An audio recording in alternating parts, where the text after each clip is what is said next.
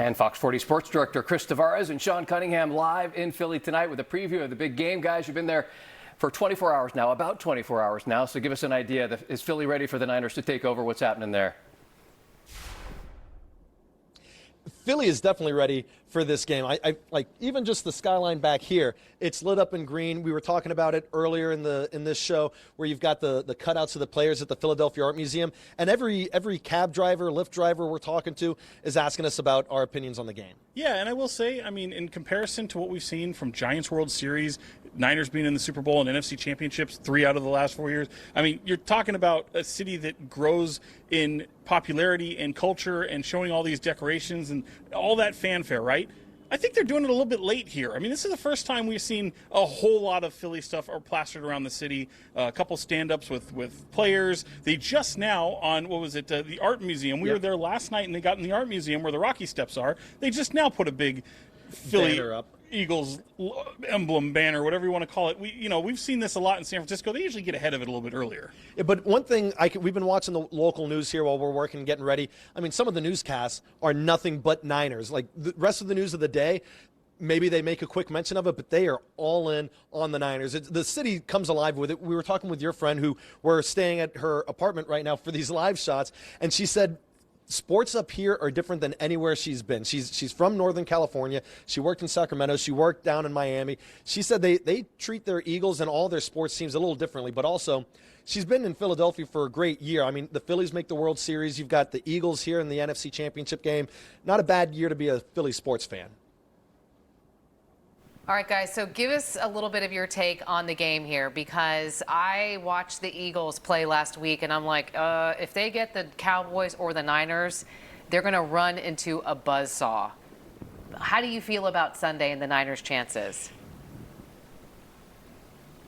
This was an exact conversation that we had with one of our Lyft drivers earlier today. I'm going to say I'm going to give it to San Francisco.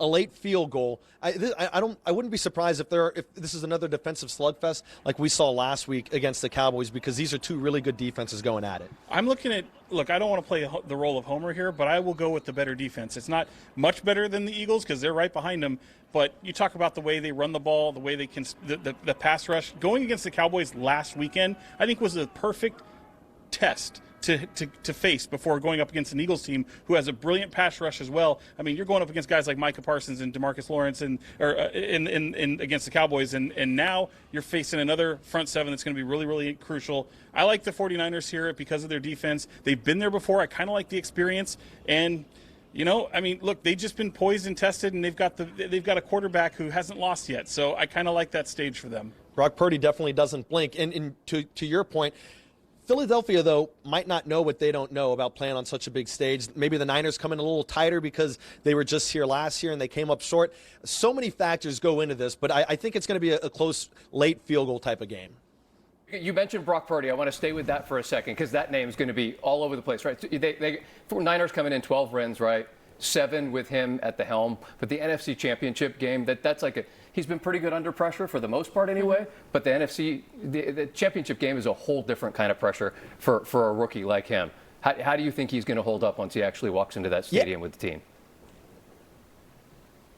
I think he's going to be pretty calm, cool, and collected because he's been that way the entire. I mean, you make your first start against Tom Brady. Your first road game is on the road in Seattle, which is notorious for being one of the loudest stadiums in all the league. I mean, this guy is as cool as it gets. Is he going to blink, though?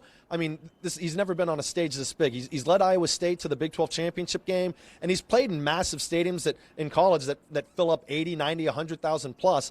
But this is a whole different ballgame. Yeah, and guys, let's face it, last week he wasn't great. It was the first time you saw him not throw a touchdown. What he didn't do is turn the ball over, so I like that a lot. He showed his poise. He also showed, I mean, whatever pressure this is, talk about Mr. Irrelevant. The pressure of making the 49ers, when you've got Trey Lance, who was a top draft pick in the draft, and you've got Garoppolo, who's led them to the Super Bowl, to the NFC Championship game twice, including a Super Bowl appearance, the pressure of him making this team overall is just surpasses anything that he's already faced. So I kind of like it. I like the momentum that they have. But again, he didn't play well last game, and they still won. So credit that defense. It goes a long way. As long as he can manage the game like an Alex Smith or Jimmy Garoppolo of years past, I like where things sit. And as you said, don't turn the ball over. That's such a key factor for the Niners. They have a plus 13 turnover margin over the course of the season. They need to keep that going because the Eagles have a great turnover margin as well. And quickly, too, Chris, these quarterbacks know each other. They know each other from college.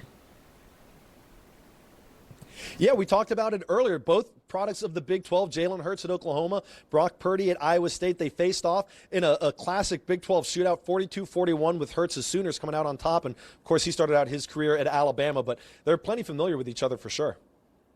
Guys, we're going to talk to you again, Fox 40 News at 10 and Fox 40 News at 11 o'clock tonight.